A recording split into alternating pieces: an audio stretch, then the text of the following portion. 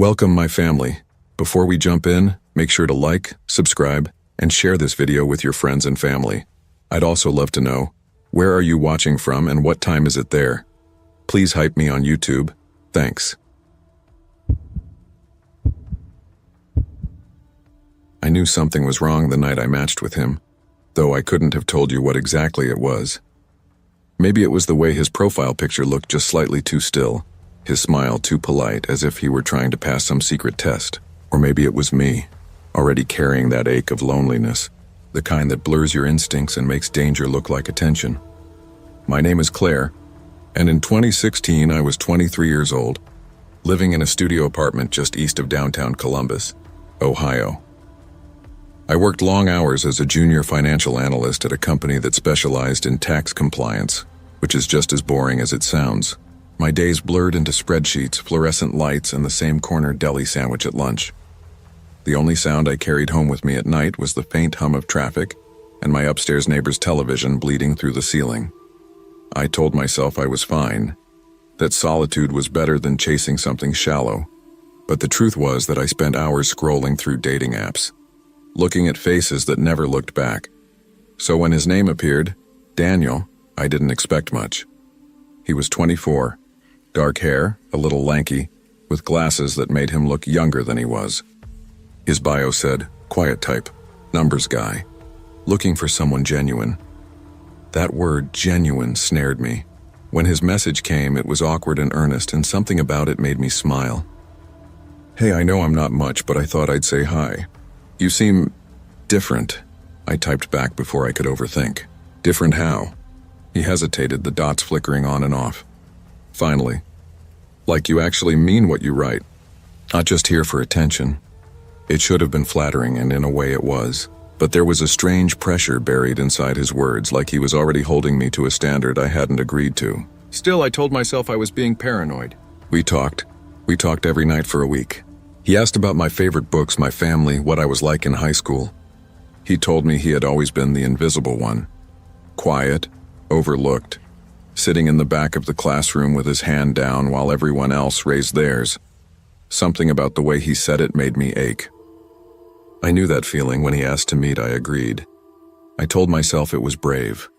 The cafe was small, tucked near the Ohio State campus, dimly lit with amber bulbs and the smell of roasted beans curling through the air.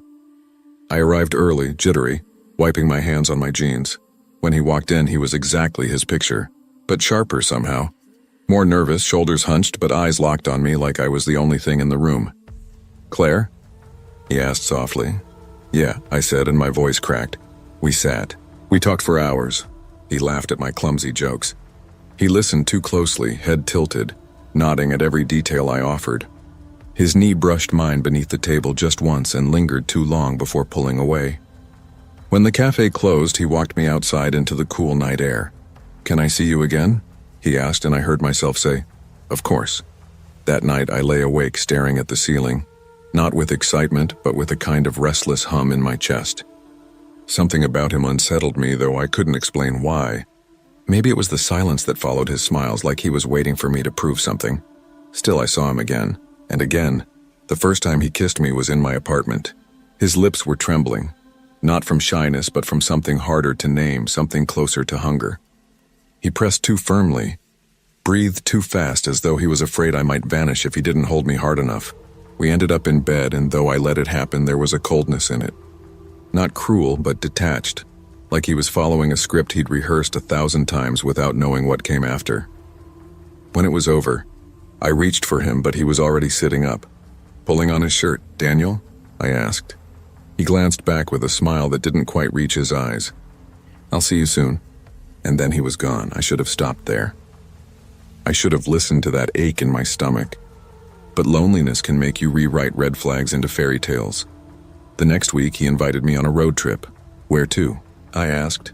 You'll see, he said. It's a surprise. When he arrived outside my building, I noticed he hadn't brought anything but a jacket. No bag, no backpack, no toothbrush. You travel light, I joked. He smiled thinly. I don't need much. We drove west out of the city, the skyline fading in the rearview mirror. The sky turned molten orange, then sank into indigo. The road narrowed, winding through stretches of dark trees. He talked, but I noticed he never said where we were going. He just kept asking me questions about my fears, my regrets, whether anyone would miss me if I disappeared for a while. I laughed them off, but the question sat heavy in the air. At one point, he reached over, his hand sliding up my thigh. My pulse jumped. He smiled at me, sharp and eager. "Pull over," he whispered. The road was empty, a strip of cracked asphalt bordered by endless woods. I slowed, headlights slicing through the trees. We kissed, his hands gripping tighter, almost bruising. And then, a sudden sharp sting in my chest. I froze, breath shattering.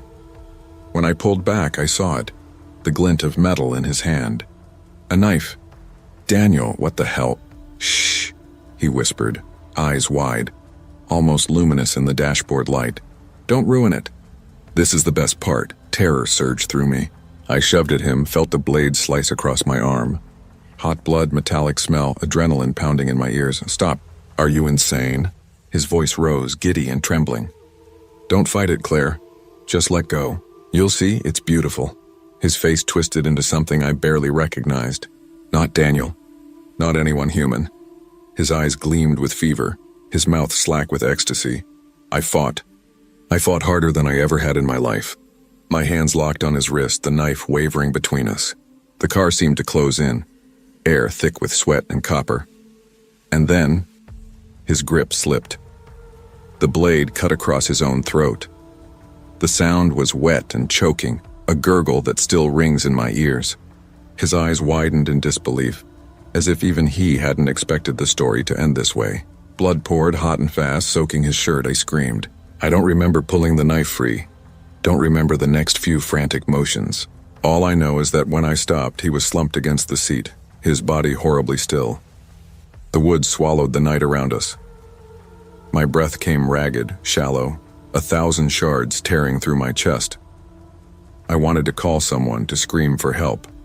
But the thought of explaining, of standing there with blood on my hands and his body in my car, paralyzed me. In blind panic, I drove.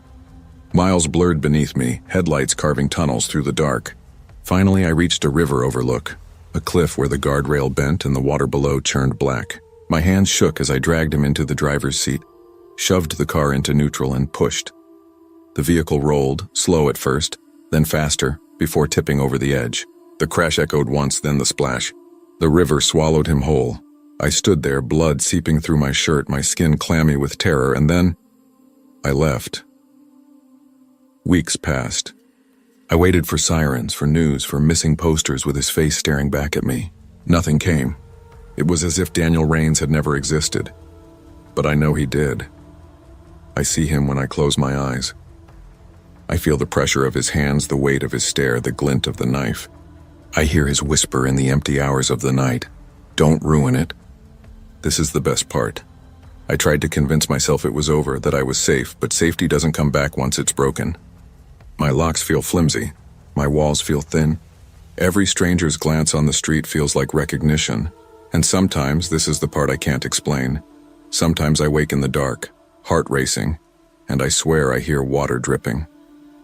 I don't own a leaky faucet. There is no water near my bed. But the sound is there, rhythmic, insistent, drip, drip, drip.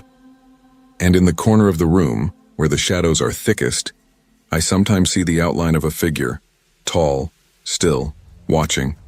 When I blink, it's gone, but I know. Daniel didn't disappear into the river. He stayed, and he's waiting.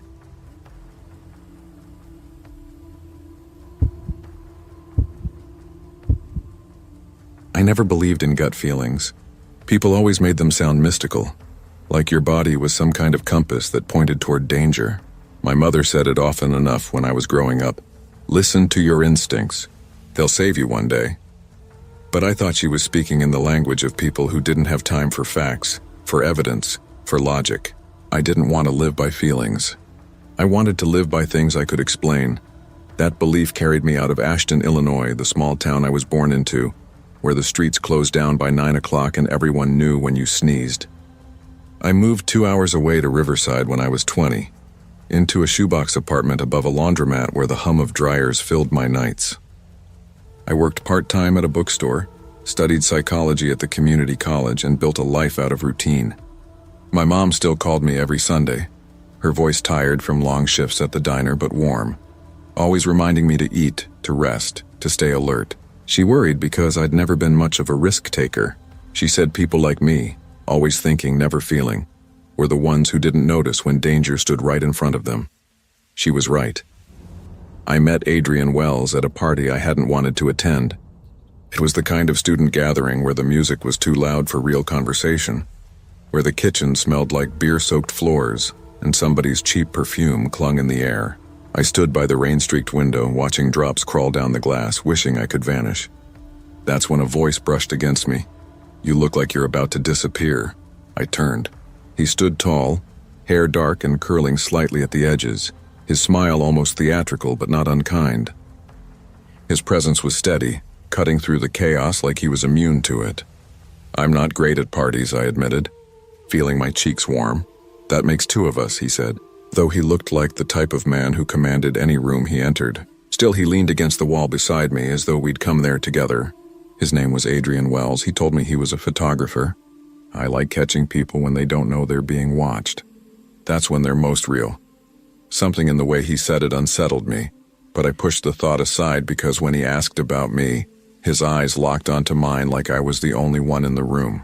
We ended up sitting on the floor, trading stories about books, about our families, about how lonely it could feel to want more from life. When the party thinned and the rain eased, he walked me outside beneath the orange wash of streetlights. "Can I see you again?" he asked, and there was a crack of boyish sincerity in his voice. I said yes. Our first date was at a cafe hidden on a quiet corner. Adrian said he loved places like that, tucked away, overlooked. The cafe smelled of coffee grounds and cinnamon, with mismatched chairs and soft yellow bulbs that seemed to slow down time. Talking to him felt effortless, like he'd been waiting all along for me to sit across from him, and in the weeks that followed, he became a fixture in my life. He showed up at the bookstore with coffee, left notes under my door, called at night just to hear me speak. "You're different," he'd say, studying me like I was a puzzle he'd finally solved. "You're not shallow like the others. You're real." I wanted to believe it. For someone who had spent most of her life blending in, those words lit me from the inside out. But Adrian's devotion was heavy, and slowly its weight pressed down. It began with small questions. "Who were you texting?" asked lightly, eyes sharp. "Why didn't you answer my call?" Followed by a smile that didn't reach his gaze. If I was late, his voice cooled. "You don't value my time." When I mentioned meeting friends, he asked, "Why do you need them when you have me?" I brushed it off, telling myself this was love, intensity, what everyone said relationships were supposed to be. But the unease grew like a shadow. At the library, I once caught him watching people, not casually, but with a piercing intensity, as if he was dissecting them. "What are you doing?" I whispered. "Observing," he murmured with a grin. "Everyone has patterns. You can know what they're thinking if you look closely enough." The chill that slid down my spine stayed with me. He liked to talk about crime, about vanishing. Watching a horror movie once, he said, "Isn't it amazing how someone can just disappear? One moment here, the next gone." His eyes lingered on me too long. When I recoiled, he laughed. "Relax, I'm joking." At his apartment, he showed me a drawer lined with knives. He stroked the blades like a collector.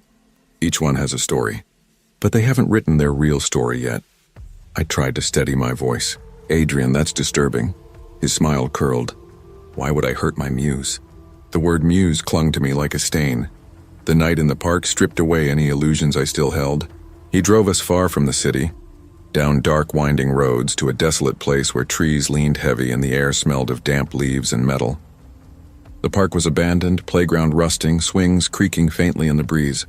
"Special places inspire me," Adrian whispered, as he drew me deeper into the shadows. His hand brushed mine, but the touch felt possessive, not tender. We stopped beneath an old oak. The night was still, the silence oppressive. Then his voice lowered. "You know how fragile life is? One push, one fall, and everything ends. No one would ever know." Adrian stopped. "You're scaring me." My voice cracked. He smiled faintly, brushing my cheek with fingers that felt like ice. "I'm just sharing thoughts. You're my muse. Without you, I'm nothing." When I tried to step back, his grip seized my arm hard enough to bruise. In an instant, his hand was on my throat, shoving me against the oak. The bark gouged my back, rough and unyielding. Cold air burned my lungs as his grip clamped tighter. Iron and unshakable, the smell of wet earth rose sharp around me, damp seeping into my shoes as my heels scraped desperately against the ground. My fingers clawed at his wrist, nails tearing skin, but he didn't flinch. His face hovered inches from mine, eyes lit with fever. "I could make you disappear right now," he whispered, breath hot against my ear. My chest screamed for air. Darkness clawed at the edges of my vision. In a final wild surge, I drove my knee hard into his crotch. He groaned, grip faltering. I shoved against him and tore free, the bark ripping a scratch down my spine as I stumbled away. The world spun as I bolted through the trees. Branches whipped my face, tore my arms. Mud splashed underfoot, cold seeping into my socks. Behind me, laughter, his laughter, echoed through the woods, high, sharp, mocking. "Run, little Muse." I burst onto the road, legs trembling, lungs shredding with every breath. Headlights washed over me. I stumbled, waving frantically until a car slowed. An elderly couple helped me inside. Shaking, I realized my hand was clenched around something small, hard. When I opened my palm, a single button caked in mud rested there. Torn from Adrian's jacket in my desperate struggle, the couple took me to the police, where I spilled everything in sobs. But the officer's doubt cut like a blade. "He strangled you, then just let you go?" one asked. "I hit him. He was going to kill me." I insisted, voice breaking. They wrote it down but didn't believe. I left hollow, button still clutched in my pocket. I returned home. My mother insisted I move back to Ashton, and I did, leaving Riverside and Adrian behind. Years blurred. I finished school, found work, tried to breathe normally again, but the button remained. Sometimes I'd find it where I hadn't left it, on my bedside table, on the floor by my bed. I told myself it was my own forgetfulness. Still, I could never throw it away. Then one night, years later, Adrian's face appeared on my TV, a dating show rerun. His smile charming, his laugh magnetic. Then the anchor's voice. Adrian Wells, later convicted of multiple murders, appeared on this show just months before his first known victim. The world tilted. The man who had called me his muse, who whispered he could make me vanish, he had done it. To others, I couldn't breathe. The button felt heavy in my palm. And now when I lie in bed at night, the laundromat hum gone, the room too quiet, shadows move where they shouldn't. From the corner, a whisper slithers. "You're special." Last night, I swore I heard the soft tap tap tap against my window glass. The same rhythm Adrian once made with his finger when he watched me talk. I pulled the blanket to my chin, heart hammering. I keep telling myself he's gone, that he can't reach me. But the button waits on my bedside table no matter where I hide it, and the shadows bend too long, too close. I don't know if Adrian ever left me. I don't know if he's dead or if he's something else now. But I know one thing, whatever he is, he's still watching. And one day, when the shadows move too far, I won't be fast enough to run.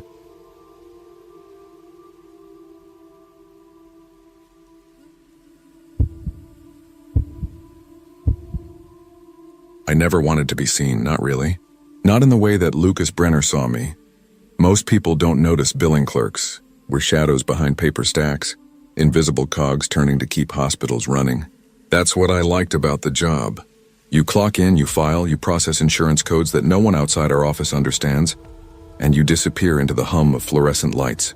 After my divorce, it was exactly what I needed, a life too small for anyone to interfere with. But sometimes I think invisibility was only an illusion. Like the night of January 14th, 2019, when the city of Buffalo was sealed in ice so thick the street lamps bent under its weight. I left the Mercy Hospital billing office at 565 Abbott Road close to midnight, clutching my coat around me as the wind peeled tears out of my eyes. I thought I saw a man standing at the end of the corridor, just for a second, near the glow of the vending machines. But when I blinked, the space was empty. Maybe my mind was playing tricks. Maybe I only imagined him. I shook it off, but my steps echoed differently after that, like the sound bounced off someone else's shoes. When I pushed through the lobby doors, that's when I first saw him clearly. Lucas Brenner, jacket half-zipped, hair damp from snow.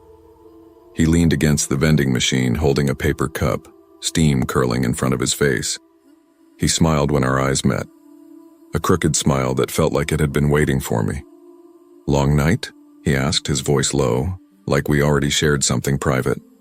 I should have kept walking, but instead I smiled back barely and nodded. That was enough. Lucas had a way of appearing like an afterthought. A paramedic who somehow had the time to linger. The hospital ran on odd hours, so maybe it made sense he crossed my path often. Still, it felt like more than coincidence. Soon he was everywhere, holding doors, bringing tea, asking questions that seemed casual until I realized how precise they were. "Do you still leave your bathroom light on when you sleep?" he asked one night, handing me a thermos. I froze. I had never told him that.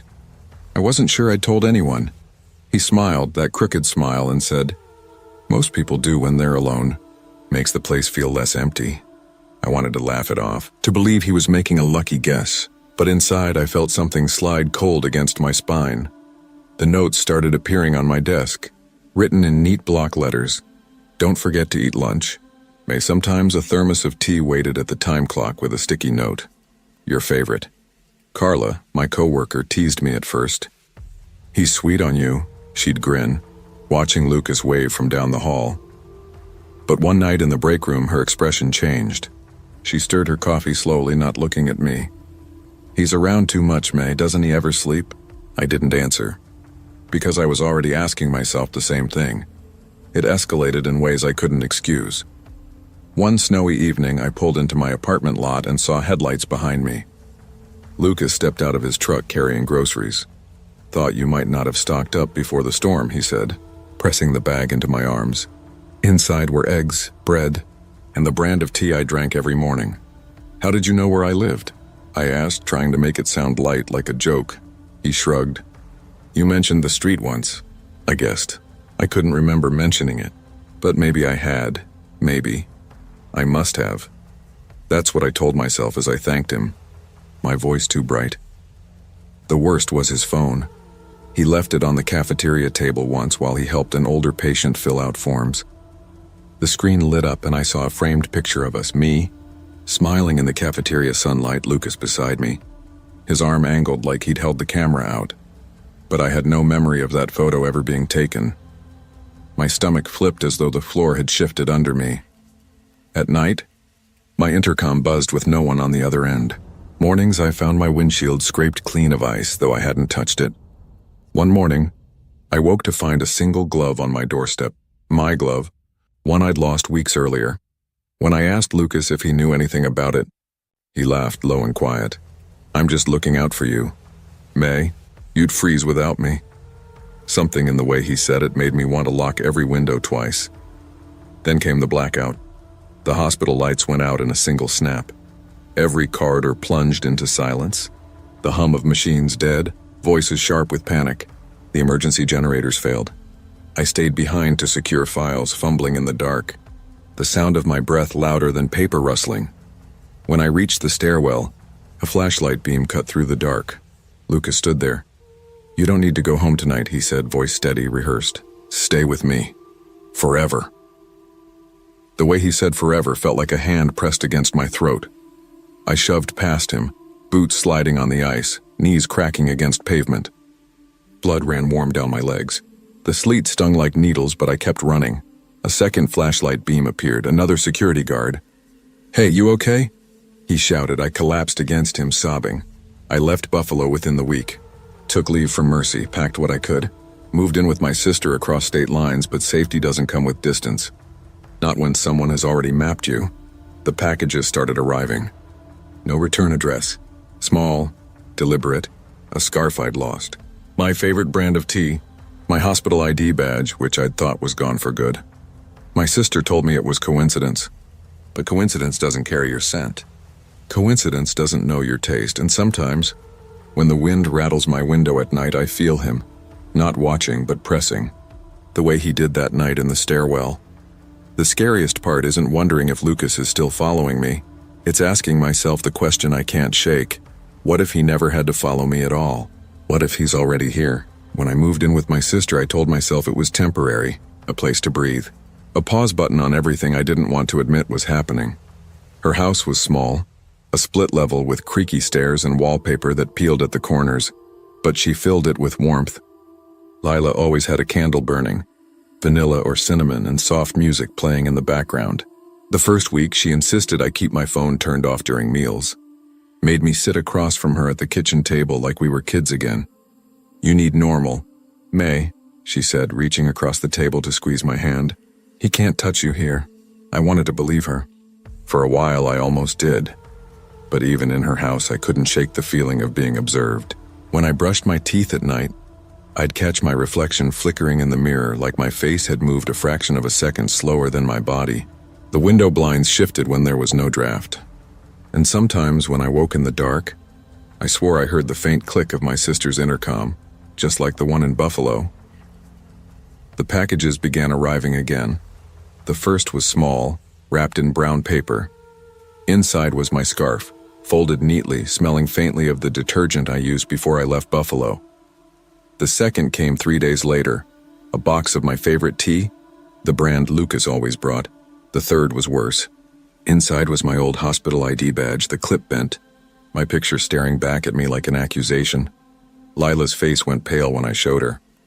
"This has to be someone messing with you," she said, too quickly, as if speed could make it true.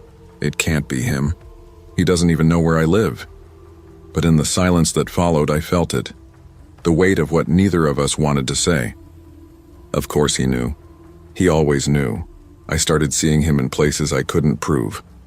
At the grocery store, a man with his walk turned down an aisle just before I reached it. In the parking lot, headlights lingered behind me too long. One night, I woke certain there was someone standing at the foot of my bed, only to find nothing when I switched on the lamp. "You're unraveling, May," I whispered to myself, gripping the sheet until my knuckles hurt. Get a grip. But even my whispers didn't sound like my own voice anymore. One evening, Lila asked me to grab something from the basement. The old pull-chain bulb flickered when I turned it on, shadows jerking against the cement walls. That's when I saw it on the shelf behind the paint cans, a thermos, silver dented with a strip of duct tape around the lid. My heart lurched. It was the same kind Lucas used to leave for me. I grabbed it, hands trembling. It was empty, but the faint smell of chamomile clung to the inside. When I brought it upstairs, Lila frowned. "What's that?" "It's his," I whispered. My throat felt raw. "He's been here. He's inside the house." She shook her head too fast, her voice tight. "No, May, it's just an old thermos. Probably Dad's. You're seeing patterns. You want to see them. But how could it smell like chamomile?" After that, sleep became impossible. Every creak of the floorboard sounded like a footstep. Every shadow in the hallway stretched too long. I stopped showering unless Lila was home, convinced that if I closed my eyes, I'd open them to find him standing in the steam. And then one night I caught her, Lila, in the kitchen, whispering into the phone. "She's getting worse," she said, her back to me. "I don't know how much longer I can do this. She keeps saying he's here, but I haven't seen anything. Maybe she needs—" She stopped when she saw me, her eyes wide. "Who were you talking to?" I asked. "No one," she said. "Work, just work." But her voice shook. And for the first time, I wondered if she was telling me the truth. The packages kept coming. One morning, I opened the front door and found not a box, but a single envelope. Inside was a Polaroid photograph. Me, standing at the sink in my sister's kitchen, my hair wet, wrapped in a towel. I dropped the picture like it had burned me. "This proves it," I told Lila, shoving the photo toward her. "He's inside. He's watching us," but she only stared at me, her face pale, lips pressed thin. "May, listen to yourself. You're not even sure what you've seen." Her words stung because part of me knew she was right. I couldn't tell anymore what was real. I couldn't tell if Lucas was outside, inside, or in my own head. The breaking point came during another storm. The power flickered, then died, plunging the house into black. I lit candles with shaking hands, every shadow leaning too far, stretching inhumanly against the walls. Then, from the stairwell, a flashlight beam. "You don't need to be scared, May." My blood froze. That voice, "Lucas, you don't need to leave. Stay here, with me, forever." The words were the same as in Buffalo, down to the rhythm. My chest seized as I stumbled backward, knocking a candle over, wax spilling across the floor. "Lila," I screamed, but no answer came. I ran for the door, slipping on the rug, knees splitting open again, blood hot against my skin. The beam followed me, steady, unhurried, like he knew I couldn't escape. I tore the door open and stumbled into the storm. The snow lashed my face, blinding. Headlights cut across the yard, a car pulling in, tires crunching over ice. Lila stepped out, grocery bags in hand. Her eyes widened when she saw me. May, what the hell are you doing? I turned back toward the house. The stairwell window glowed faintly, but there was no flashlight now, no figure. Just darkness. He was here, I gasped. My voice sounded like a stranger's. You didn't see him? Lila shook her head slowly, and in that moment I realized she didn't believe me anymore. The days after blurred together. Lila begged me to see someone. A therapist. A doctor, anyone. But how could I explain what I couldn't even prove to myself? Because sometimes I thought I caught glimpses of Lucas's crooked smile in reflective glass, or felt his hand graze my shoulder in a crowded street. Other times I wondered if I was chasing a ghost I had invented, if I was carrying him with me, letting him live behind my eyes. But the packages never stopped. The last one was the worst. Inside was a single key. My apartment key from Buffalo, the one I'd lost the night of the blackout. Now I lie awake at night listening to the house settle, the wind rattle the windows. I tell myself I'm safe, that Lucas can't be here, that it's all in my head. But then I hear it, the faint buzz of the intercom that doesn't exist in this house. The scrape of a windshield being cleared outside, and I ask myself the question that keeps me cold even under the heaviest blankets. What if he's not following me at all? What if he never left? What if he's been inside me this whole time, waiting for the moment I let my guard down?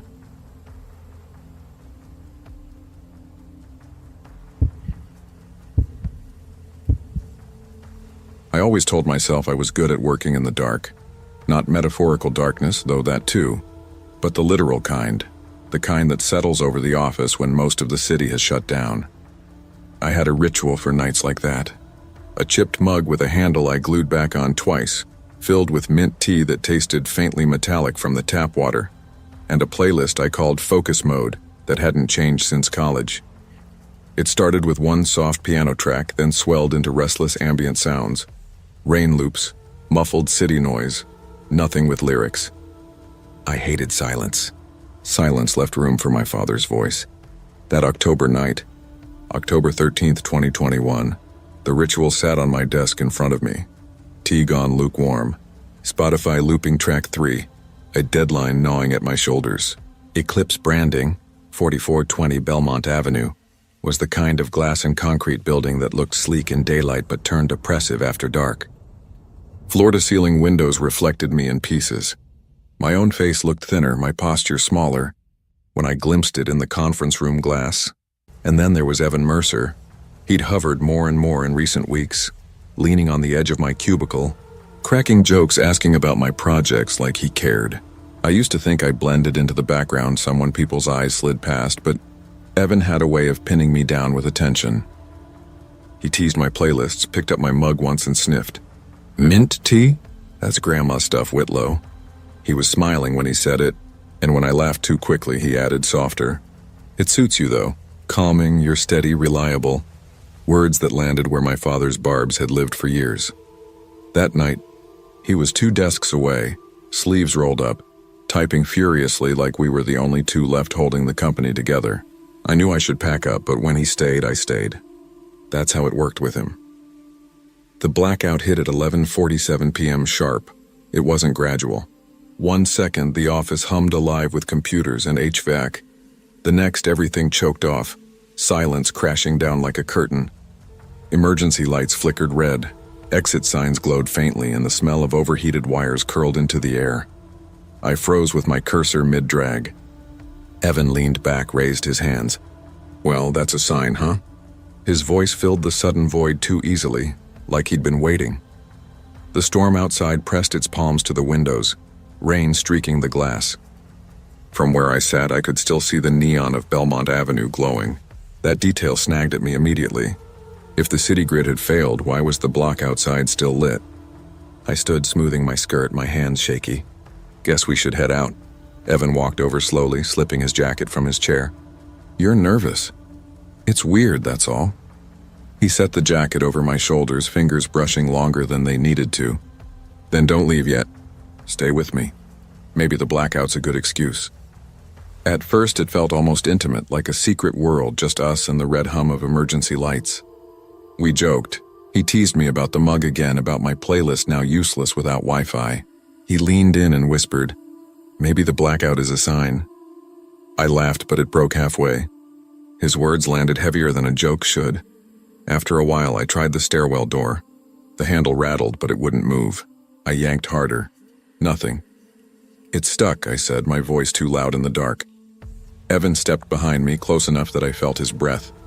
"Then don't go that way. It's safer here. Trust me." The exit sign above us dimmed just for a moment, as though agreeing. I blinked hard. Maybe my eyes were adjusting. Maybe. We went back into the main office. My desk looked wrong under the crimson wash of the backup lights. Files stacked like small monuments, tea mug casting an oversized shadow. Evan sat on the corner of the desk across from mine, smiling like we were on a date instead of trapped. He asked about my childhood. He rarely did that. "What was it like growing up in Arizona? You ever miss it?" I shrugged, fiddling with my mug. "Not really. Too many ghosts. Family ghosts." His tone was careful, fishing. Something like that. He leaned in, expression soft. "I bet you were the kid who never got enough credit. Am I right? Always trying, never being told it was enough." My chest tightened. "Why would you say that?" He smiled, low and sure. "Because I see you, Clara. I notice what other people miss." For a second, warmth bloomed in me. Then his words replayed in my head and the warmth turned sharp. "Notice what other people miss. Like surveillance. Like study time," stuttered after that. 12:10 a.m., then 12:26 a.m. My watch ticked but felt too loud. I caught my reflection in the conference glass again and my stomach dropped. The reflection tilted its head before I did. I shot upright. "Did you see that?" Evan's grin flickered. "See what?" He tilted his head too, mimicking but just slightly off, like he was in on the joke with someone else I couldn't see. I sat down fast, gripping the mug until it bit my palm. The mint smell turned sour. Minutes later I heard it. My own voice, soft and close. "Clara." I froze, tea halfway to my lips. "Did you hear that?" Evan tilted toward me, eyes wide with manufactured innocence. "Hear what?" My pulse skittered. I wanted to believe him. I wanted him to be my anchor. But his smile stretched too wide, like skin pulled over something waiting. By 1 a.m., the air pressed heavy. Evan paced, muttering. His lips moved in a rhythm too measured, like he was repeating lines rehearsed somewhere else. "What are you saying?" I whispered. He stopped, smile snapping back on. "Just thinking." "Don't worry, Whitlow," my stomach turned. He'd called me Clara earlier tenderly, but now it was Whitlow again, like he was shifting roles, recalibrating. The storm rattled the windows harder, and something in me broke. I grabbed my chair, lifted it, and smashed it against the glass. The crash was deafening, shards raining down. Cold air tore in, rain slicing my arms as I crawled through. Evan didn't move to stop me. He just stood back, head tilted, smile stretching unnatural. I dropped onto Belmont Avenue pavement, knees cracking, rain blinding me. For 1 second, freedom tasted real. Then I looked back. Evan stood in the shattered window, crimson exit light flickering behind him. His smile was still there, but his eyes weren't his anymore. The days after felt like someone had shaken my life and left the pieces scattered on the floor. I went to work, I came home, I slept in fits, but everything blurred. Time didn't move cleanly anymore. The hours after the blackout bled into each other like ink spreading on damp paper. People kept saying things like, "Crazy storm last week, huh?" Or "Guess you got stuck late." Nobody mentioned the blackout. Nobody mentioned Evan. I didn't either. I couldn't. Instead, I told myself I'd just keep moving forward. I even bought a new tin of my mint tea at the corner store, thinking maybe the ritual would steady me. But the first night I made it, I gagged after the first sip. It didn't taste like mint anymore. It tasted scorched, like overheated wires. I poured it out, shoved the mug in the back of a cabinet. My playlist, too. I opened Spotify. Tried to let the piano track soothe me like it always had, but the notes sounded warped, slightly off-pitch, like someone humming beneath them. By track 3, I slammed the laptop shut. The ordinary was turning against me. I told myself it was just trauma. I'd smashed a window, for God's sake. I'd bled down Belmont Avenue. My brain was scrambling, that's all. But then came the first intrusion I couldn't explain away. I was riding the bus home, forehead pressed to the glass. My reflection was ghostly in the dark outside. I blinked and the reflection smiled. I wasn't smiling. I jerked back, heart hammering, but the glass only showed rain sliding down, my own pale face staring. The second time it happened, I was brushing my teeth. Foam in my mouth, head fogged with exhaustion. I looked up and my reflection wasn't brushing at all. It was standing still, lips curled upward, teeth bared like it had been waiting. The toothbrush clattered into the sink. I didn't pick it up. The third time was worse.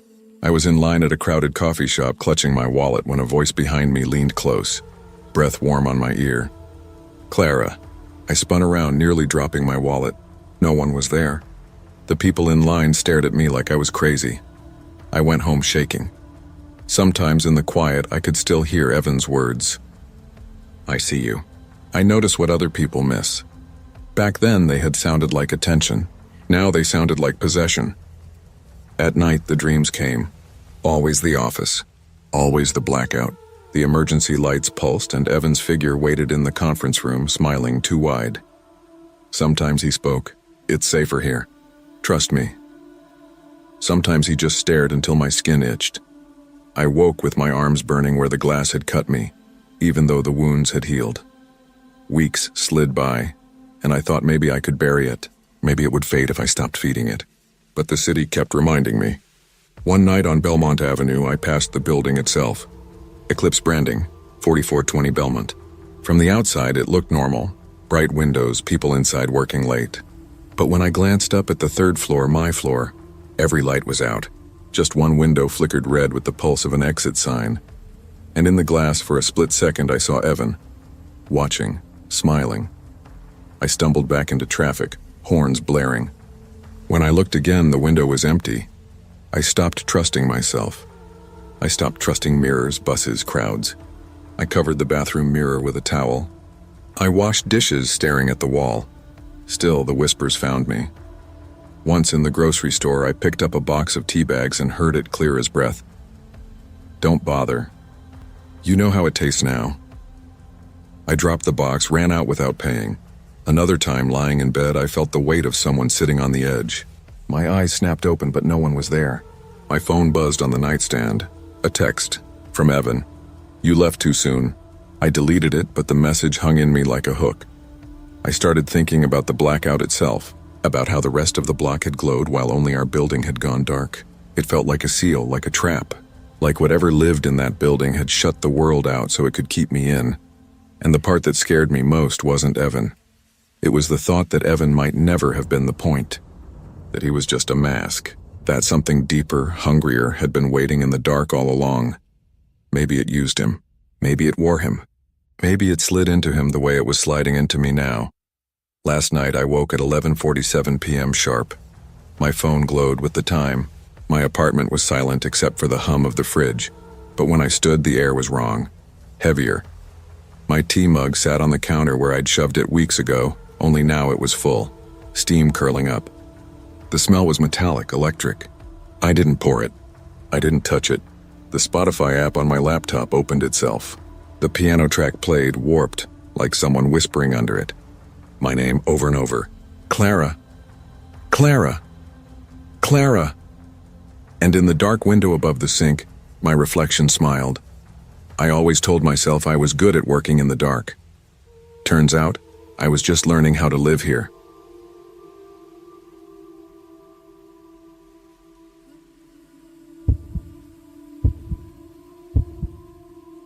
I never believed silence could have weight until I carried it inside me, heavy enough to grind down my ribs each time I breathed.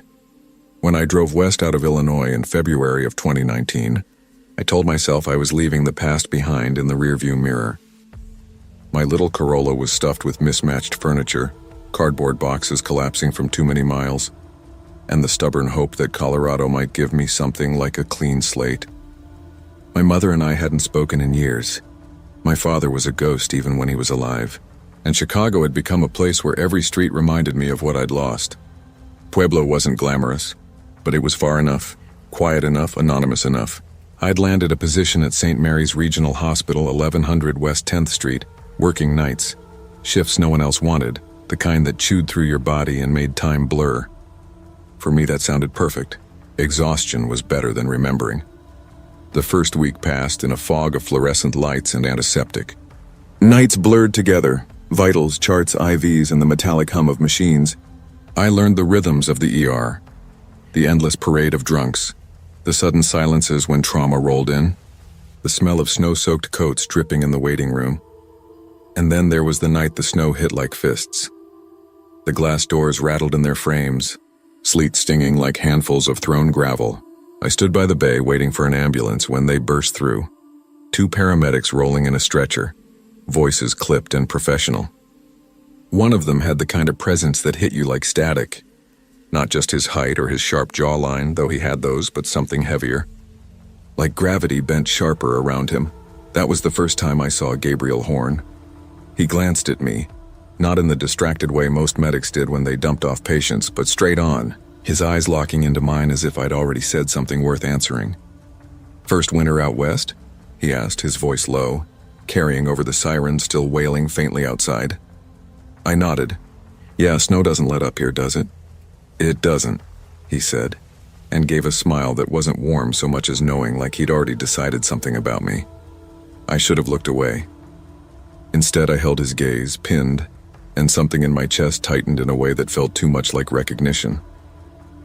The first nights, it was harmless. Coffee at the vending machine when we were both running on fumes. Small talk in the hall. He had a quiet intensity, the kind of person who made you feel as though every word you said was underlined. After years of feeling invisible, it was a relief. By the second week, I noticed he lingered. He'd be leaning outside the break room, waiting like he'd just happened to be there. He asked questions, not just casual ones, but ones that slid beneath your skin. Did I miss my family? Did I ever feel like the city was watching me? What did I dream about? It felt less like conversation and more like being peeled layer by layer. But I let him, because sometimes being seen, even if it hurt, was better than being forgotten. The first strange moment came 3 weeks later. We were sitting in the hospital cafeteria at 3 a.m., the only ones there drinking stale coffee. He leaned back, eyes half-lidded, and said, "I like the way your kitchen light flickers when you boil water. It's intimate." I froze. "I never told you that," I said carefully. He smiled slow. "Maybe you mentioned it. You get tired, you forget." But I hadn't. I told myself maybe I had. Maybe I'd let something slip. But a cold knot lodged itself deep in my stomach, one that didn't ease even after we went back to work. Jenna, one of the night nurses, liked to tease. She was older, sharp-witted, the kind who knew everyone's business before you knew it yourself. "Your boyfriend's got eyes everywhere," she said once, after Gabriel brought me coffee out of nowhere. I laughed with her, but her tone stuck with me, because beneath her smirk was something else, a flicker of unease.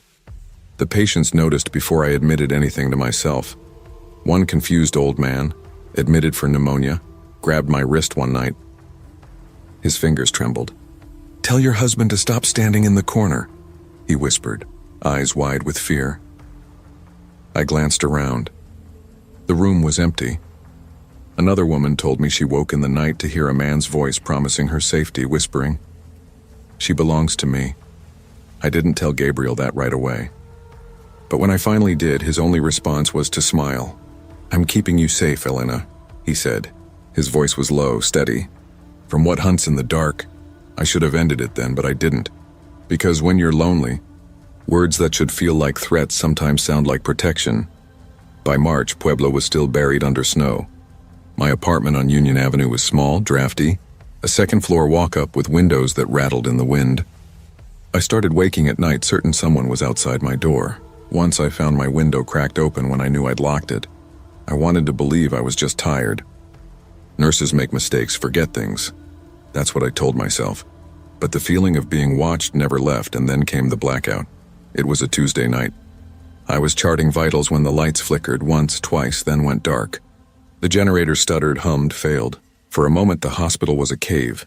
The silence was immense. Then I heard it. Footsteps echoing down the corridor. Too measured to be panicked staff. "Too close, Elena." His voice soft, almost tender. "Gabriel." My stomach lurched. I turned, heart hammering. At the end of the hall, a shadow stood, taller than the darkness behind it, shoulders squared, head tilted, watching me. "Elena," the voice came again. "Don't run." I ran, through stairwells, the echo of my own footsteps colliding with whispers I couldn't escape. His voice seemed to come from every direction, soft then sharp. "You're mine. You're safe with me. Don't fight," my lungs burned. Every door I tried was locked, except the one I shouldn't have been able to open. The emergency exit. The metal bar screamed as I slammed against it, bursting out into the night. Snow hit my face like shards of glass. The cold clawed at my skin. I stumbled down the steps half blind until I saw them. Red and blue lights flashing against the snow. A police cruiser sat idling. A cop stepping out startled as I collapsed into the snow in front of him. I don't remember what I said. Maybe I screamed. Maybe nothing came out at all. All I know is the way my chest heaved, my body shaking so hard I couldn't stop, and the copper taste of blood in my mouth where I'd bitten my tongue. And when they wrapped me in a blanket and led me into the cruiser, I swore I could still hear him. His whisper curling through the dark like smoke. The weeks after that night became a blur of snow, fluorescent lights, and the kind of exhaustion that seeps into your bones. My apartment on Union Avenue was stripped clean, not violently, not in any way that made sense, but things were missing.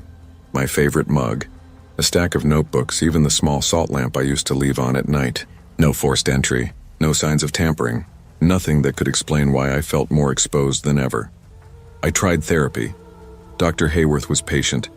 A thin woman with wire-frame glasses and a calm voice that felt like it belonged in another universe. "You're experiencing trauma," she said gently. "Even if it didn't come from one obvious source, your body remembers it." I nodded, but the truth was worse. I was beginning to question what trauma even was. Was it him? The patients? Or the shadows that seemed to move of their own accord? At the hospital, whispers persisted.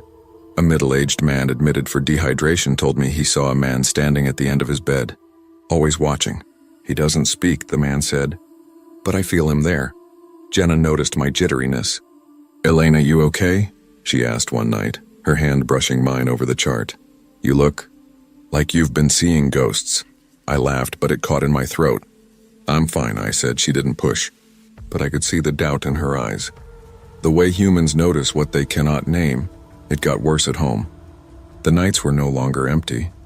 I could hear the subtle thrum of movement in the apartment, the faint scraping of shoes against hardwood, whispering just beyond comprehension.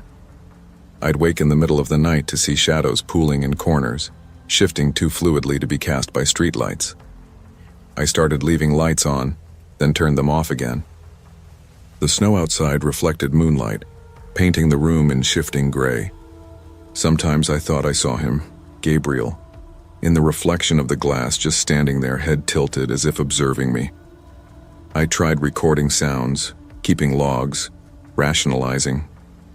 But logic failed me when I woke to the sound of my own name, soft, caressing, Elena.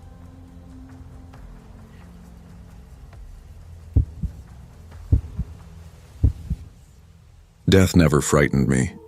What always terrified me was the silence before it, the way a room seemed to conspire, the hush becoming too deliberate as though the walls themselves were waiting. That was the silence I carried into Marigold Care Center on the night of January 14th, 2016, the night when the storm began and never ended. I was 32 then, worn down from double shifts, exhaustion stitched into every step. I told myself it was money I needed, but the truth was uglier. Guilt is expensive. You pay it back by working until your body gives out, by swallowing sleep and sanity just to quiet the memory of every failure. When my mother died in that apartment, she was alone except for me. I still remember the smell. Boiled cabbage gone sour, the sharp tang of unwashed sheets, and beneath it all the faint rot of something inevitable. My brother was too drunk to answer my calls, too far gone to care. When she gasped her last, I froze. Hours passed before I found the nerve to dial anyone. I left her there, the light of the television flickering over her waxy face. I never forgave myself. Neither did he. The last thing he ever said to me before I cut him loose was, "Don't bother coming back. You only show up when it's too late." That voice followed me like frost clings to glass, and so I worked. I told myself the dying needed me, that easing their passage meant something. But that night, when the storm came down hard enough to shake the windows, I learned I was wrong. I wasn't caring for them. I was hiding inside them, hoping to wash myself clean in their endings. The air outside was brutal, wind howling like a wounded dog, snow hammering the windows in impatient fists. The generator grumbled in the basement like an old man muttering to himself. The halls of Marigold felt tighter than usual. the fluorescent lights buzzing like flies against the silence. Maria, the night nurse, hunched into her cardigan and muttered, "If we lose lights tonight, I swear I'm quitting on the spot." She tried to laugh, but it caught halfway up her throat. Calvin, young and always a little too eager to prove he wasn't afraid, rolled his eyes. "Storm will pass. Place is solid. Nothing to worry about." His voice didn't convince even him. They handed me room 12, Gerald Pike. The first time I saw him, I thought of parchment stretched too thin. His skin was pale and tight across his skull, but his eyes, God, his eyes were alive, bright as wet glass. His wheelchair sat beside the bed, perfectly positioned, like he wanted to remind anyone who entered that he wasn't entirely helpless. He smiled when I walked in, a long, slow smile that showed every tooth. "Evening, sweetheart." I hate to admit it, but the word hurt. My mother used to call me that. Coming from him, it sounded wrong. Too heavy, too rehearsed. I adjusted his blanket, smoothed the sheet, kept my eyes anywhere but his. He was staring at my throat, at the locket, my mother's locket, the only thing of hers I kept. His smile widened just a little too far, the skin around his lips trembling with the effort. "That belonged to someone who didn't forgive you, didn't it?" The air left my chest in one violent exhale. There was no way he could know. No one here knew. No one anywhere knew except me and my brother, and he hadn't spoken to me in years. I gripped the locket until the edges dug into my palm. It felt cold, not the cool of metal. Colder. Like ice pressed against the skin. The generator hiccuped, the light above us flickered, and for a moment, I thought I saw something shift in his reflection in the window, a darker shadow inside his shadow. I tried to rationalize. That's what nurses do, we explain away the inexplicable. Delirium, confusion, luck. But every time I entered his room that night, Gerald whispered things he should not know. He recited the exact words of the last fight with my brother. He described the way I found my mother slumped on the couch, the television buzzing blue light against her dead eyes. When I demanded to know how, his voice dropped, guttural and raw. "It's not me you're nursing, it's yourself." By midnight, the storm had swollen into a beast. Snow roared against the siding, the building groaned, and the lights blinked like tired eyes. In the break room, Maria clutched her coffee like a talisman. "I mean it, if the lights cut, I'm done. I'll walk out." The lights cut at 12:17. The generator growled, then faltered, and darkness devoured the hallways. We lit candles. Their flames trembled in the draft, making shadows jitter and elongate. Calvin burst into the hall, face chalk white. "I saw him," he gasped. "Gerald, he was standing by the fountain." "Just standing there," Maria shook her head. "He's in his wheelchair." "Don't start." But when I returned to room 12, the wheelchair sat by the bed, empty. The locket against my chest felt like a shard of ice. By 2 a.m, I could no longer pretend. Gerald's eyes caught the candlelight like lenses. His voice rasped but cut through the storm, through the hum of the failing generator, through my skin. "Sit," he commanded. "Closer. You keep running, but every hallway leads back here." I fled. My shoes squealed on the linoleum as I turned corner after corner, doors slamming, halls stretching. But he was right. Every path folded in on itself. No matter how far I ran, I came back to room 12. The building twisted like paper in my hands. One hallway stretched endlessly, the lights flickering in a wave down its length like dominoes falling. Another ended in a wall that hadn't been there seconds before. Doors disappeared as I reached for them, vanishing with a sound like inhaled breath. The air tasted metallic, like I'd bitten my tongue. My pulse roared in my ears, and always his voice. Not Gerald's anymore. Layered. Inhuman. Sometimes my brother's slurred venom. "You only show up when it's too late." Sometimes Trevor's hiss. The ex who once pressed a knife against my throat. "If I can't have you, no one will." The words overlapped until they became a single sound, low and endless, vibrating in my bones. I pressed my hands over my ears until I felt warm wetness seeping down my wrists. I screamed into the dark, and then I did the only thing left. I hurled myself through the stairwell window. Glass burst, slicing my arms. The storm swallowed me whole. Snow clawed at my face, the cold stabbing like knives into my lungs. I stumbled, bleeding, across the parking lot. Headlights appeared at the far end. Relief surged, frantic and hot. I waved my arms, screamed for help. The car slowed. Window sliding down. Gerald's face grinned back at me from the driver's seat. I collapsed, the snow rushing up to embrace me. When I woke, it was morning. They found me curled in the snow outside Marigold's locked doors, frostbitten, skin bandaged where glass had torn me, and Gerald Pike had been dead for 3 days. The paperwork was there. Time of death signed and sealed. His body already buried. No one believed me. I quit the following week. I couldn't smell antiseptic without gagging. Couldn't glance down a white hallway without feeling the walls fold. But leaving didn't end it. Because sometimes, in the sheen of a storefront window, or the warped curve of a subway mirror, I see him. Not standing, not walking, wheeling silently just behind me. The locket on my chest will go cold, so cold my skin burns beneath it. And when I close my eyes at night, I taste blood, I feel the sting of glass. I hear the storm hammering the windows. The storm never ended. It followed me home. I told myself leaving Marigold would end it.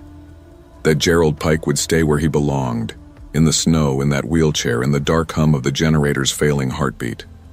But the storm came with me. At first it was small things. The locket going cold, so cold my skin burned beneath it whenever I thought of him.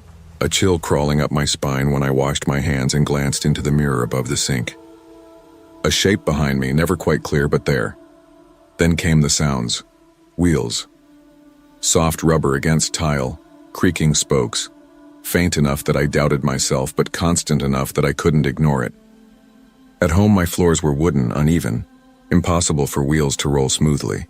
And yet in the dead hours of night, I'd wake to hear them circling my bed, slow, deliberate. I told myself it was the house settling. The neighbors upstairs, my own restless imagination, but the air was always colder after, breath visible in the dark as though the storm had seeped through the walls. I stopped wearing the locket. I buried it in the back of a drawer under socks and folded shirts, but I could still feel its shape against my skin, an invisible weight. At times I swore I heard metal scraping faintly against wood, like the drawer shifting though I hadn't touched it. I tried therapy, tried medication, tried distraction, but how do you medicate against the feeling that the world itself is folding in on you, that reality is paper thin, and someone is scribbling on the other side? One night, walking home from the grocery store, the air shifted. It wasn't snowing, but suddenly the bite of cold against my cheeks was the same as that night. My breath came out in plumes. Streetlights flickered. The bags cut into my palms, cans rattling. I told myself to keep walking. But then I heard it, sweetheart.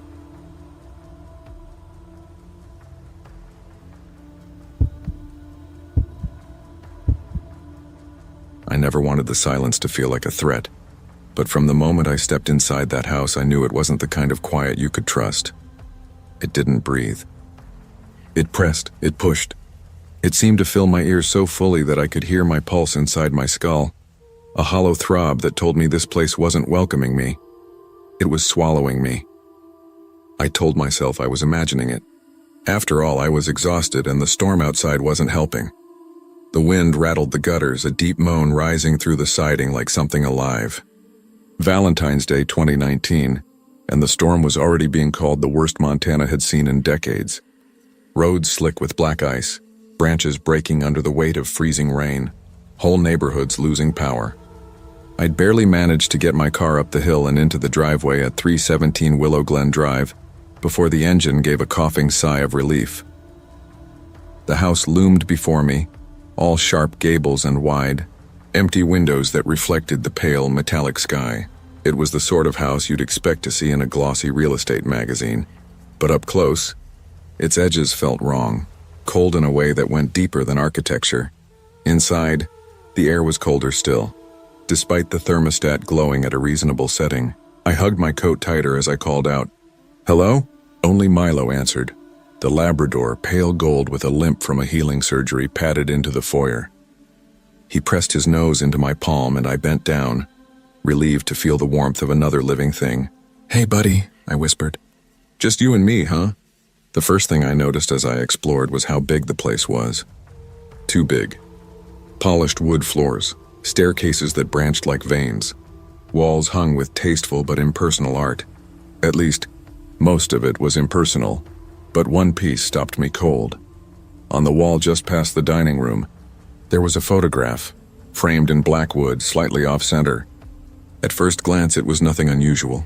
A black and white portrait of the house itself decades earlier, when the trees were shorter and the paint fresher.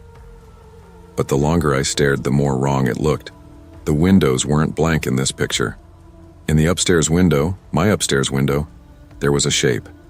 A figure, blurred but unmistakable, someone standing there watching. I told myself it was a trick of the old camera, an exposure blur, a shadow of the photographer. But the longer I looked, the more it seemed like the figure's head was turned directly toward me. Across decades, unblinking. I backed away. Milo whined low in his throat, and I forced myself to move on. By the time I carried my overnight bag upstairs, the storm had swallowed what little daylight remained. That was when the power went out. The house dropped into total blackness, the furnace silenced, the refrigerator dead, every hum gone in an instant. My breath misted before me. Milo barked once, sharp, then fell quiet as if waiting for my reaction. I dug out the flashlight from my bag, its beam slicing a narrow path across the high ceilings and dark corners. The shadows seemed heavier here, like they leaned closer when illuminated. I gathered blankets from the couch and told myself to make the best of it. That was when my phone buzzed.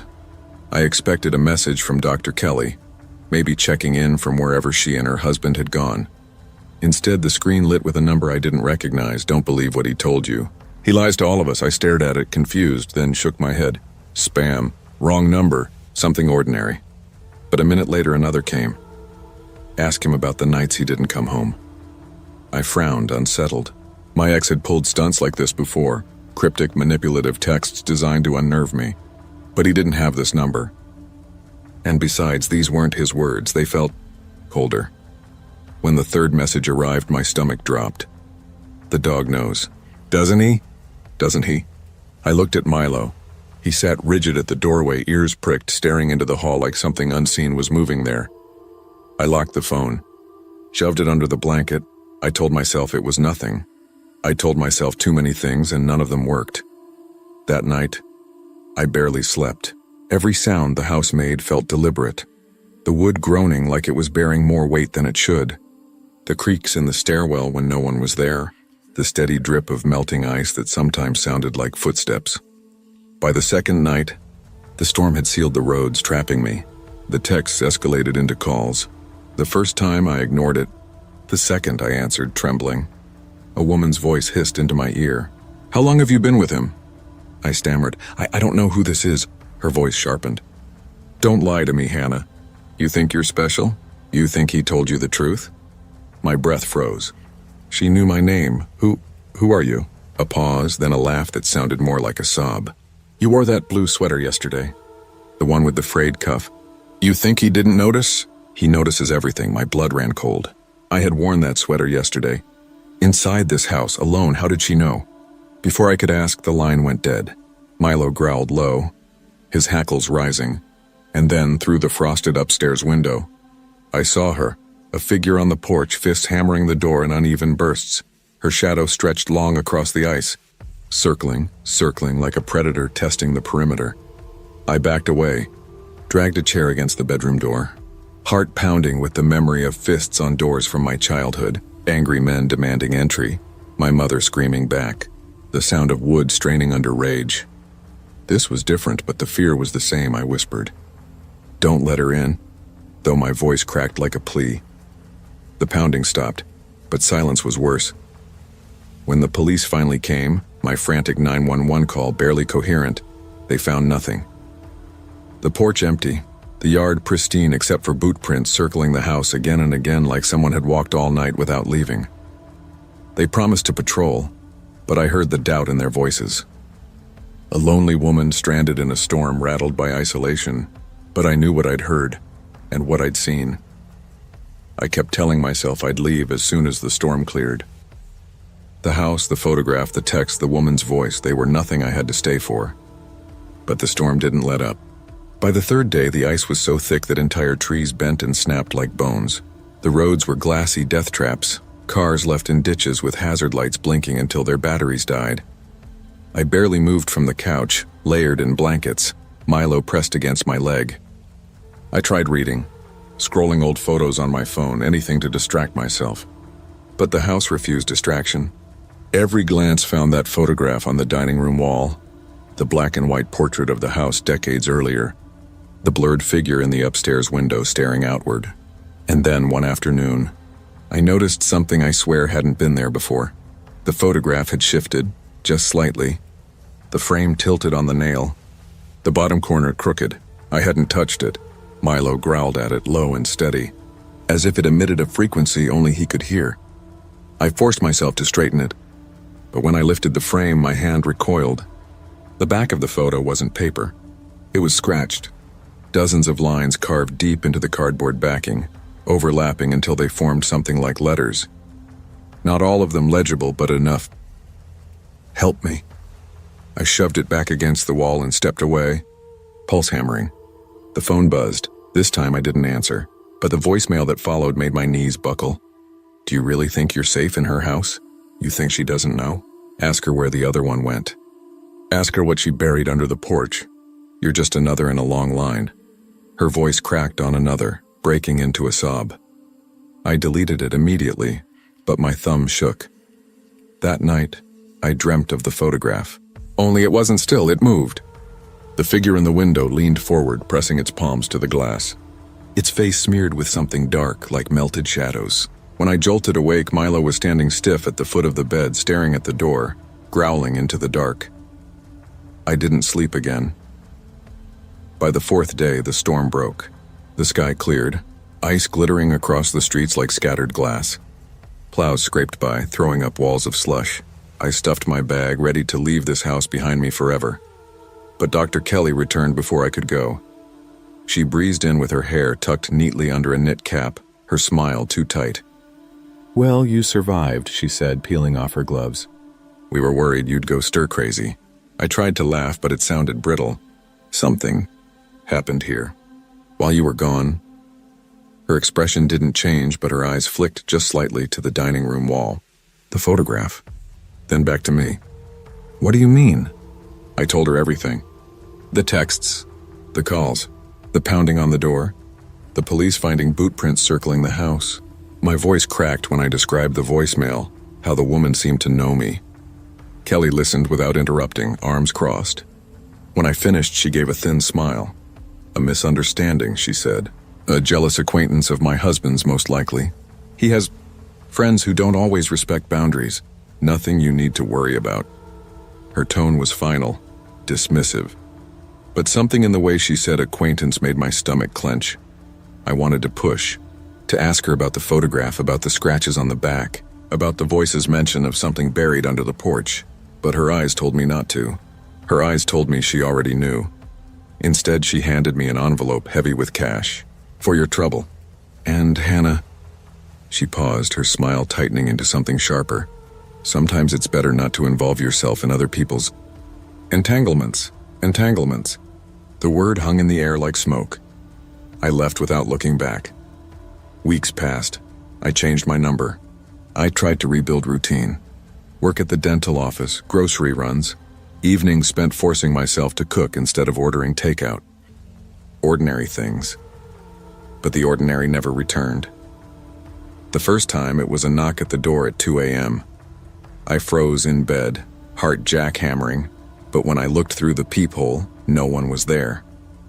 Only wet footprints leading away into the dark. The second time, my phone buzzed with a new number. I shouldn't have answered, but I did. Blue again today. The voice whispered. You keep wearing blue. You wore it that weekend too. Did you wear it for him? Or for me? I hung up, bile rising in my throat. Every day since, I jump at knocks. Every night I lie awake, straining for the sound of fists on the door, for boot prints circling endlessly in the snow. The storm ended, but the storm didn't end. It waits. Last night, I thought I heard someone outside again, the steady crunch of boots pacing. I pressed my forehead to the door, listening, but there was only silence. I told myself I imagined it. I always tell myself I imagine it, but when I woke this morning, there was something on my coat. I keep it hanging by the door, untouched since that weekend. The sleeve was streaked with dried mud, only there hadn't been mud that night. Only ice, only snow. My hands tremble as I write this, but I can't bring myself to wash it off because if I do, I'll lose the only proof I have that it wasn't all in my head. Or maybe it is in my head. Maybe that's the worst part, because whether it's real or not, I'm still waiting for the next knock, and I don't know what will happen if I ever open the door.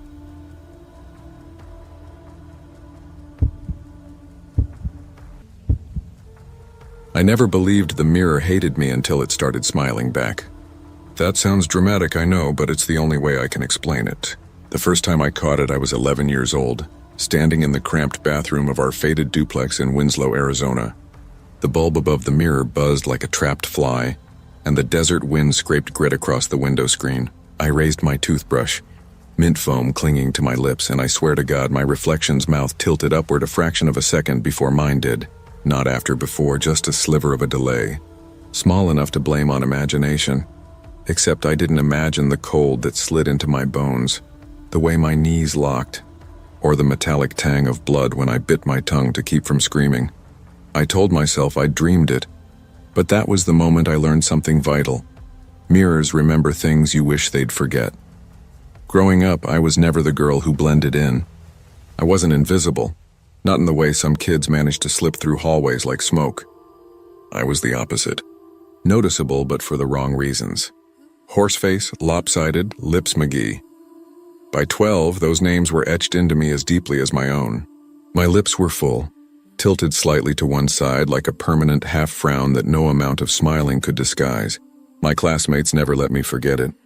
My mother, a nurse who worked endless shifts to keep us afloat, tried to soften the blows. She'd come home with the smell of antiseptic on her skin, drop her bag by the couch and sit on the edge of my bed when she found me curled beneath the blanket after another rough day. She'd stroke my hair, whisper, "Marina, your features are unique. Don't let anyone tell you otherwise, unique." A word that sounded noble in her mouth but felt poisonous in mine. Unique meant weird. Unique meant wrong. When you're 13 and desperate to belong, unique is just another word for ugly. By the time I reached high school, I'd perfected invisibility through silence. I learned to lower my head in photos, to slouch so my mouth wouldn't seem so present, to laugh quietly so no one could hear the slight whistle between my front teeth. I avoided mirrors unless absolutely necessary. They felt like enemies waiting to catch me slipping.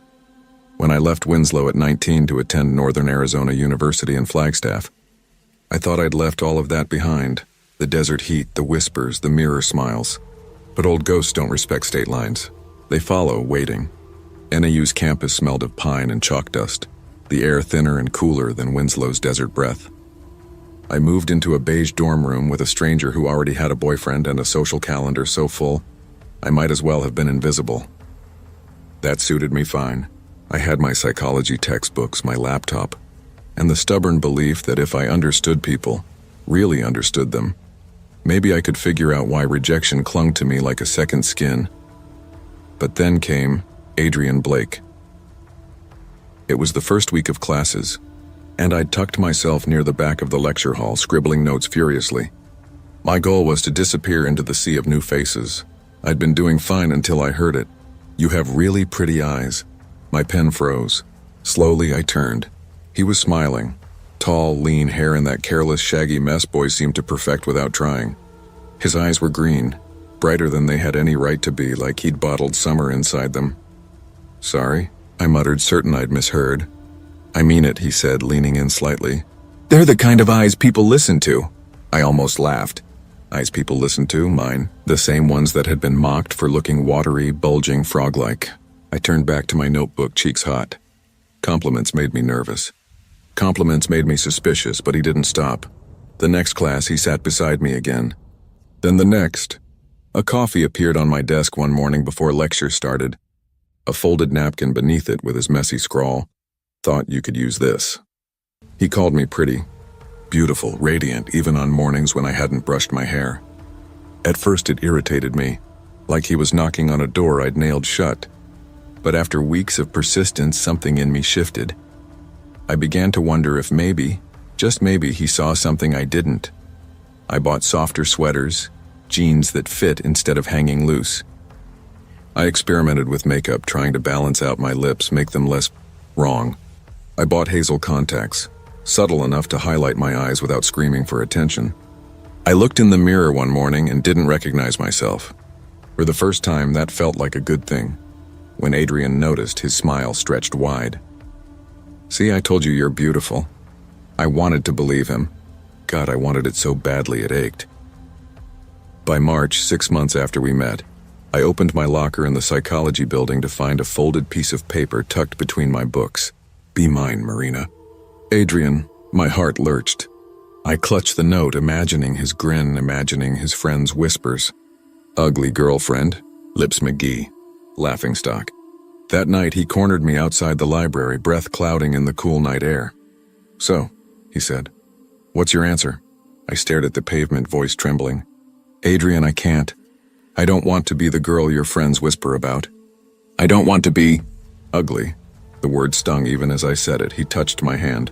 "You're not ugly, Marina. You're the only girl I see. I don't care what anyone else thinks." I didn't answer. Instead, I let him hug me, and my chest burned with equal parts longing and fear. By April, I caved. I said yes. Dating Adrian felt like stepping into sunlight after years of shadows. He brought me flowers, slipped notes into my backpack, kissed me in front of others like he was proud. At first, I didn't care when his friends made jokes behind my back. Blake's charity case, ugly duckling, Lips McGee. I told myself they didn't matter. He chose me. But one moment shattered everything. It was the last day of class before summer break. I'd texted Adrian that morning saying I was sick. He showed up at my apartment with orange juice, painkillers, and soup. He kissed my forehead, told me to rest. It was tender enough to make me believe for a moment that maybe I'd been wrong to doubt him. But later, restless, I decided to attend class anyway. I slipped into the building quietly, just as laughter erupted from inside. Through the half-open door, I heard one of his friends call, "Where's your ugly girl today?" And then Adrian's voice, light, joking. "She's sick. At least I don't have to kiss those giant lips today." The room exploded with laughter. My chest clenched so hard I couldn't breathe. I turned and walked away before anyone saw me. That night, he broke up with me. Over dinner at a cheap pizza place, as if my heart was just another assignment he had finished. "It was fun, Marina, but you're too much work. Don't take it personally, too much work." Those words carved themselves into my bones. I cried for days, shut myself in my room, replaying every smile, every gentle word until they became torture. I stared into my mirror late at night, makeup streaked down my cheeks, whispering, "Why wasn't I enough?" Sometimes I swear my reflection whispered back. A week later, news spread through campus. Adrian Blake was dead. Hiking trip near Oak Creek Canyon with friends. He slipped. They found his body at the bottom of a cliff, skull fractured, legs twisted grotesquely. People mourned. Candles burned. Flowers piled. Me? I smiled. And that smile, tilted and trembling, lingered in the mirror long after I walked away. I told myself I hadn't killed him. I repeated it like a prayer, the way other people recite the Lord's Prayer before bed. I didn't touch him. I didn't push him. But it didn't matter how many times I whispered it into the darkness of my dorm room. The truth pulsed beneath each word. Somehow he died for me. I felt it in my chest. The same way you feel the first crack of thunder before a storm. That heavy certainty that the world had shifted, and you can never unshift it. When I closed my eyes, I saw him at the bottom of the canyon. Not the way his friends described it, body broken, skull shattered, but the way I imagined it. Eyes open, staring upward, lips pulled back into a final grimace, like he finally understood what I'd known all along. No one leaves me, not without paying. It wasn't the first time. When I was 9, my Chihuahua Pico had been my whole world. I used to fall asleep with him curled against my stomach, his little ribs fluttering like hummingbird wings. The night before my cousin was supposed to leave town, I held Pico tight and begged him not to love anyone more than me. I remember crying into his fur, whispering, "Don't leave me, don't forget me." The next morning he was dead, poisoning, the vet said. My cousin didn't go either. She stayed behind with her grief. When I was 17, my best friend Leah sat cross-legged on my bed and promised we'd talk every day after she moved away. I told her I couldn't stand to lose her, that it would kill me. On the drive to her new home, their car skidded across the freeway and flipped. She died instantly. Both times I had begged. Both times they had promised to stay. Both times the universe had intervened, and now Adrian. I never asked him to fall. I never prayed for it. But the night before his hike, I had stood in front of the mirror, lips trembling, whispering through clenched teeth. He can't laugh at me again. I won't let him. When the news came, I didn't feel shock. I felt recognition. The universe listens when I hurt. At first I told myself it was justice. Adrian had dangled love like bait, then stripped it away while laughing with his friends. He'd carved the word ugly into me again and again until it bled.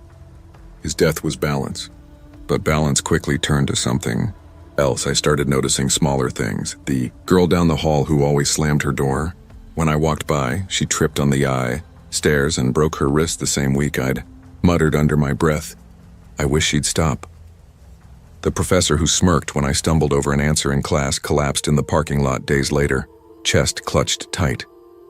The boy in the cafeteria who nudged his friend and whispered about my lips choked on his food until paramedics arrived. Coincidence, people said. Bad luck, random chance, but I knew better. It always began the same way. First, the humiliation, the sting of being noticed for the wrong reasons. Then the coil in my stomach tightening until it ached. And finally the whisper, sometimes out loud, sometimes only in my head.